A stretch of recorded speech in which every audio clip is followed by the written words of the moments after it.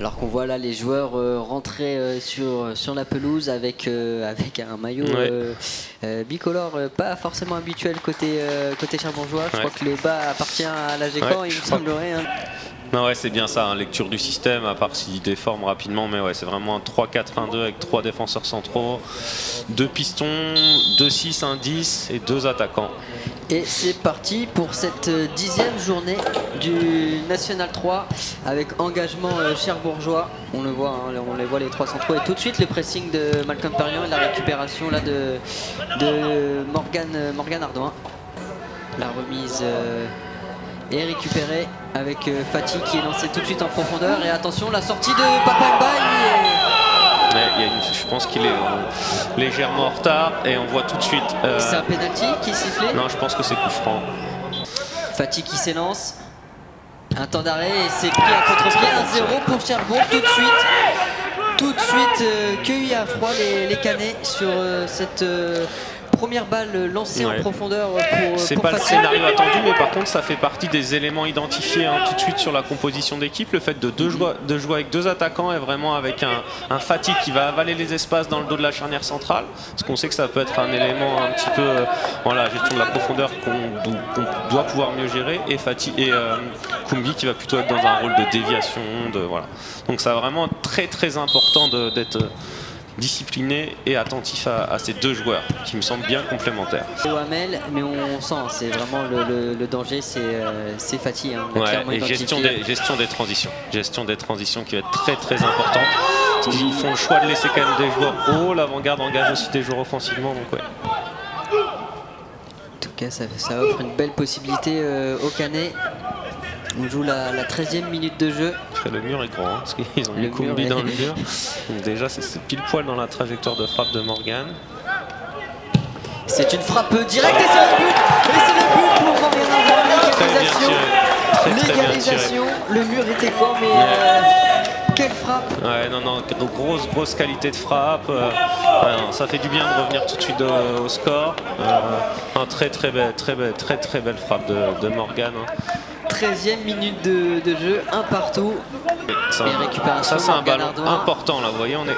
Voilà, il peut chercher Malcolm Perriand sur son côté gauche. On est 5 contre 5 là. Il a le soutien là de Maxime Rouanel, un premier crochet, un centre, une frappe directe plutôt. Priorité défensive, vous voyez, là encore très bas. Fati avec Kélian, la frappe au-dessus du but. Léo Hamel avec El Monto en relais pour Alexandre Diaz. Le centre seul, attention là. Ah, il n'a pas pu la frapper comme il le souhaitait. Avec Malcolm Perriand. Jean-Marc Hachi qui est contré. Diabaté récupéré. Le centre un peu comme il peut. Et c'est la mi-temps. Pas d'arrêt de jeu. 45 minutes pile. Mi-temps. Un partout, tout reste à faire entre ces 2 équipes. Ouais, je pense que Julien a mis un petit peu de voix quand même aussi à la mi-temps, parce qu'il ne doit pas être totalement satisfait de ce qui se fait. Il attend de voir la réaction collective. Et c'est reparti en tout cas pour 45 minutes. On remet un chrono. Ah, Jean-Marc Hachi avec dommage, mais voilà, on voit un Jean-Marc Hachi prendre son couloir. Là, le bon centre là, frappe. Il avait marqué un but particulièrement magnifique en match amical face à Cherbourg. On n'était pas loin là sur cette reprise, un peu le coup du scorpion. Ça aurait été un but zlatanesque. Exactement. Qui a du temps de jeu, et là Castro qu'on n'a pas beaucoup vu dans cette première mi-temps, qui fait la différence. Et attention, le centre en retrait. Attention, parce que là, Léo et Morgan, on est 2 sur le joueur et finalement on ouvre la porte la plus dangereuse, c'est-à-dire l'accès au but. Et surtout quand c'est dans la construction du jeu sur des passes latérales. Et la Koumbi qui s'emmène le ballon. Attention, qui rentre dans la surface de réparation. La frappe quelle action, qui frôle le cadre. Très intéressant Koumbi hein, sur ce match et sur ce début de seconde période. Avec Maxime Rouanel, Kael Montou. Kael qui va pouvoir un excellent centre pour la tête de Kevin Goba, c'est capté par Victor Pelleret. Bien joué. Morgan Ardouin, un centre puissant. Maxime Rouanel, il a le temps de contrôler la frappe qui passe au-dessus, dommage. Essayer de faire l'identique là, hein. Ça m'étonnerait qu'il change. C'est au sol. Il est parti au sol. Est-ce que c'est volontaire? Certainement. Pas assez de monde dans la surface, mais c'est récupéré avec Maxime Rouanel, Kevin Goba. Allez. La frappe de Malcolm Perriand, c'est dans les gants. Non. Là. Ok. Là c'est pareil, exactement la même situation. Ouais, bravo Kevin. Ouais, Kevin, ce qui est vraiment, hein, ça fait partie des éléments importants sur cette deuxième mi-temps. Ouais, très bien joué. Le renversement. Donc là, regardez Jean-Marc encore qui arrive, là faut le trouver.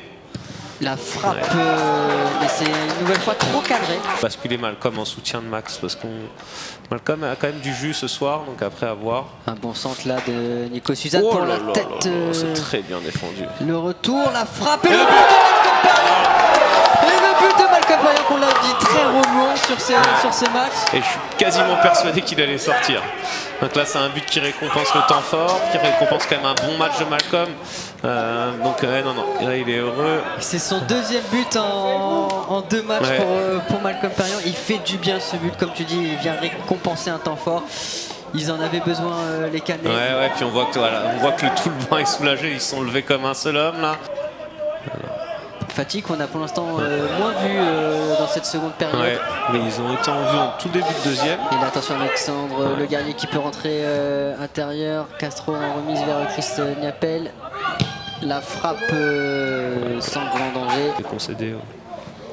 Oui, ou Fati sur une contre-attaque, les entrants qui sont un peu plus frais. On le voit cette image. Là, attention, de l'autre côté avec le guerrier dans la surface de réparation. Il fait un crochet, il passe et l'égalisation, on l'a dit, il fallait se mettre à l'abri. Et Victor, c'est Alexandre Le Guerrier. Quel but par contre. Honnêtement, on avait identifié aussi que c'était le piston le plus dangereux. On se fait bouger au départ, je sais pas s'il y a faute. Proteste côté Canet parce qu'il y avait c'était Jean-Marc Hachi, il me semble, qui était au sol. Et ça fait 2 buts partout. Ah, c'est frustrant, c'est frustrant. Ça fait 2 buts partout, on joue quoi, la 83e minute. C'est pas les coups de pied arrêtés les plus faciles à tirer. Et c'est très bien tiré. La tête, et voilà. La reprise. Kevin Goba, il a manqué sa reprise. Ce qui est bien, c'est que là, tout de suite après le but, on a remis la marche en avant. Et là, une nouvelle tête, c'est repris. Une nouvelle fois au deuxième poteau. Deuxième poteau, comme ils sont en zone, en fait, la zone derrière leur dernier joueur est souvent libre. Du coup, cette idée, c'est de trouver la deuxième zone, la zone arrière, et de plutôt être sur de la remise, comme on est un petit peu plus loin du but. Donc c'était très bien fait de la part de Joël. Un bon centre, second poteau, il y a Ben Renaud, le contrôle dans la surface, il remet, il remet ce ballon avec un penalty sifflé au bout du suspense. Oh là là, qui va le prendre maintenant? Est-ce que c'est Kevin qui vient d'obtenir? Malcolm qui a l'air de vouloir le prendre. Ouais. Morgan qui s'élance et c'est transformé. C'est le doublé pour Morgan Ardouin et c'est les 3 points sans doute, sans plus aucun doute maintenant pour il a pris le. Pour les Canets. Ça témoigne quand même du leadership qu'il a pris sur ce match, hein, parce que c'est le joueur qui a amené beaucoup de verticalité. Et il y a un carton rouge. Qui a pris tous les coups de pied. Il y a un carton rouge pour le numéro 15. C'est terminé. Fin de match. Je ne sais pas s'il a terminé. Le match n'est pas encore fini. Il va faire l'engagement. Il va y avoir un nouveau carton rouge pour le coach adverse.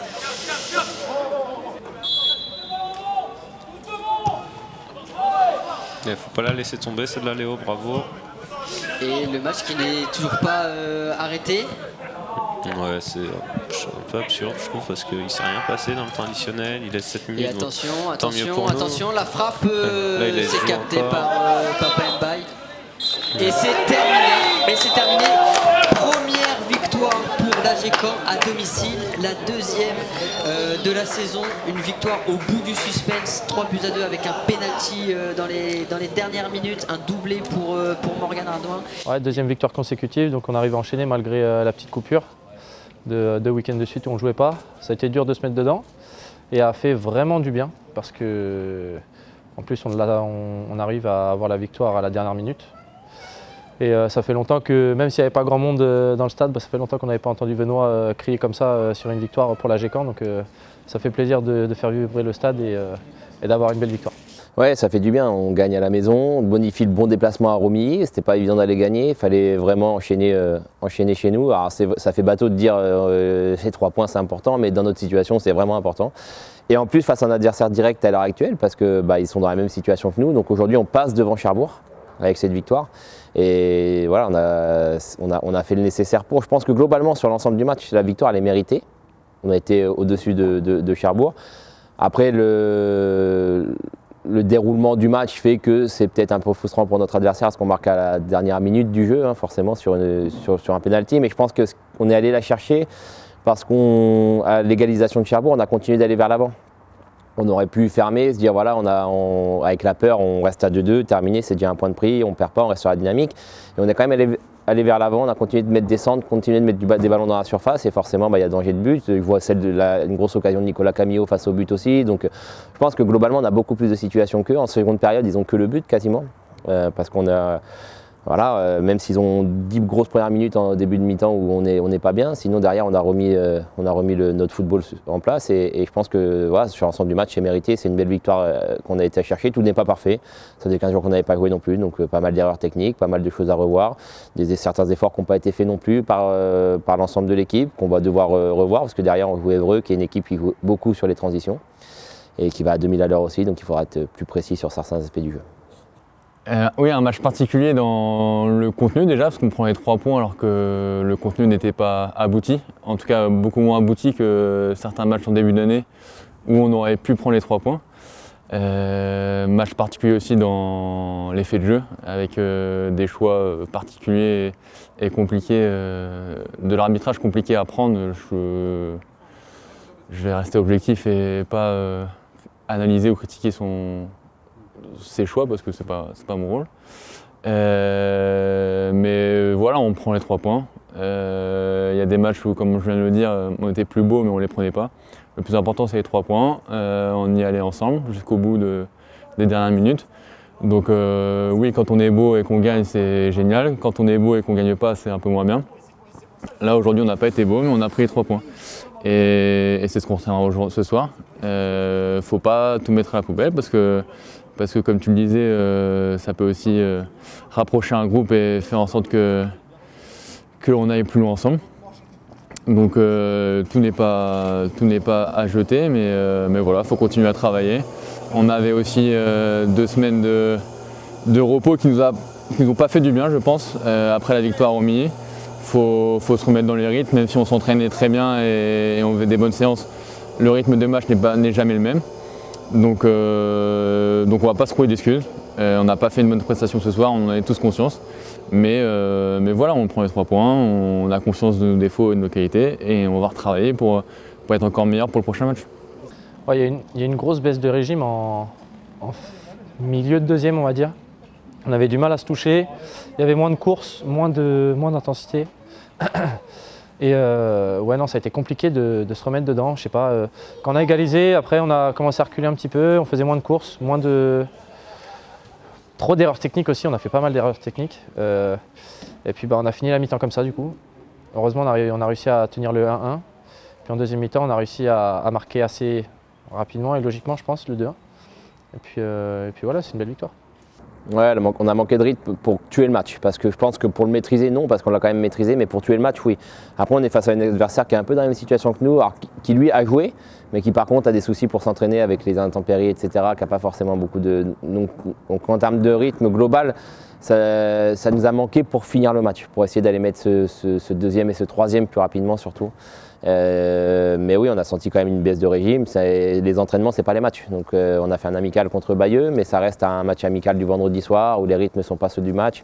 L'intensité de la compétition, ça se gagne que par la compétition et on peut s'entraîner tous les jours, on n'aura jamais l'intensité d'un match. Donc c'est pour ça que c'est bien d'enchaîner, de ne pas avoir de coupure. Donc après c'est positif, on a réussi à passer outre ça. Puis je pense que physiquement on était quand même mieux que Cherbourg. Parce qu'on a eu plus le ballon, donc on court plus quand on n'a pas le ballon, quand on défend en foot, hein, donc forcément on les a fatigués. Mais ouais, ce petit manque de rythme, on va essayer de le rectifier pour enchaîner correctement contre Évreux avant de reprendre en janvier. Ça allait un peu dans ce sens-là, dans le sens où le coach nous disait que les premières relances étaient bonnes, mais qu'on arrivait vite dans ce que voulait Cherbourg et ils arrivaient à nous serrer très rapidement sur les côtés. On sort à la mi-temps, Kevin n'a presque pas touché un ballon et on en parle ensemble, il me dit qu'il est souré de ballon, ce que je peux comprendre. Donc oui, le discours du coach a été de ne pas attendre d'être au point de corner pour centrer. Il y avait des situations des latéraux et des ailiers qui pouvaient être déclenchées beaucoup plus tôt sur le terrain, ce qui a été fait en deuxième mi-temps. Et on a vu du coup beaucoup plus de rythme en deuxième, Kevin beaucoup plus sollicité. Et ça nous a fait du bien parce qu'il a des capacités à garder la balle en haut. Nous, ça nous permet derrière de monter le bloc assez rapidement. Donc oui, le discours à la mi-temps a été très bon et on a vu deux mi-temps différentes. Comme je disais tout à l'heure, je ne trouve pas d'excuses, mais il y avait aussi le fait de ne pas jouer pendant 2 semaines. Il faut retrouver les rythmes, il faut retrouver les automatismes. Et voilà, Cherbourg avait un bloc très bas, il nous attendait sur les côtés. Et c'était toujours risqué de perdre ces ballons, comme on a pu le voir sur le premier but, où on perd un ballon au milieu de terrain et ils vont vite vers l'avant. Évreux, athlétique, ça court à 2000 dans tous les sens, ça va être sur tous les ballons, des gros duels. Il va falloir s'attendre à un match d'hommes pas comme on a fait aujourd'hui, parce qu'on n'a pas répondu assez présent physiquement. Il va falloir répondre présent le week-end prochain avec des courses, de l'intensité et surtout gagner nos duels parce qu'on n'en a pas gagné assez ce soir. Et il n'y a pas de raison qu'on ne puisse pas prendre des points contre eux, donc j'espère qu'on va réussir à bonifier tout ce qu'on fait quand même depuis quelques semaines, parce que malgré tout on a fait un mauvais début de championnat et puis c'est pas facile de se remettre la tête à l'endroit. On a fait 2 victoires d'affilée, on va essayer de chercher la 3e victoire d'affilée le week-end prochain. On s'était fixé un objectif avec le groupe de points avant le déplacement à Romilly, mais on devait enchaîner Vire en plus à la maison entre deux, avant Évreux. Donc ça devait être Romilly, Cherbourg, Vire. Donc c'était un objectif de points qui était assez exigeant vis-à-vis des garçons, mais qui était plutôt dans une volonté de sortir un petit peu de la zone basse parce que c'était face à des adversaires qui sont un peu dans la même sphère de classement que nous. Donc cet objectif pour l'instant il est en bonne voie puisqu'on a 6 sur 6. Voilà, l'objectif qui était donné aux garçons c'était de prendre 7 points sur 9 avec ce qu'on avait un match à l'extérieur. Donc voilà, il reste un point à prendre. Maintenant je pense que comme finalement on a pris ces premiers points, ce serait intéressant d'essayer de faire le plein complet. La différence c'est que là on joue une équipe de haut de tableau, Évreux, qui va venir chez nous avec des ambitions, de l'envie aussi, mais ça va être un match différent parce que c'est une équipe qui va jouer aussi, le match sera plus ouvert, on va peut-être avoir moins le ballon, on va peut-être avoir plus de situations de transition aussi nous, sur laquelle on peut être fort aussi. Donc voilà, on va recevoir, on a fait le plein de confiance pour les recevoir, ça va être un beau match face à une belle équipe du championnat et on va essayer de faire le plein de points. Alors mon coup franc, alors déjà le mur était vraiment très grand, ça c'était... Et à la base, je pars pour tirer à côté opposé et au final, je sais pas, j'ai changé d'avis et puis à part bien finalement. Donc ouais, non, ça faisait longtemps que j'avais pas mis un coup franc, donc je suis content de mon but. Non, je suis pas sur la feuille, ça a été vraiment une opportunité. Ça a été une opportunité pour moi. Le ballon était sur le point de penalty. J'ai vu que ça discutait un peu, j'ai pris le ballon, j'ai mis les œillères et puis après, je me fais confiance sur les penaltys. Et voilà, ça a souri à l'équipe, tant mieux. Si je l'avais raté, ça aurait peut-être pas été la même musique. Déjà un choix que je ne contesterai jamais, capitaine ou pas, cadre ou pas, je reste au service de l'équipe et je jouerai là où on me dit de jouer et je me donnerai à fond pour cette position-là. Ouais. On peut parler de ma prestation individuelle, mais pour moi ça reste une défense et un groupe complet.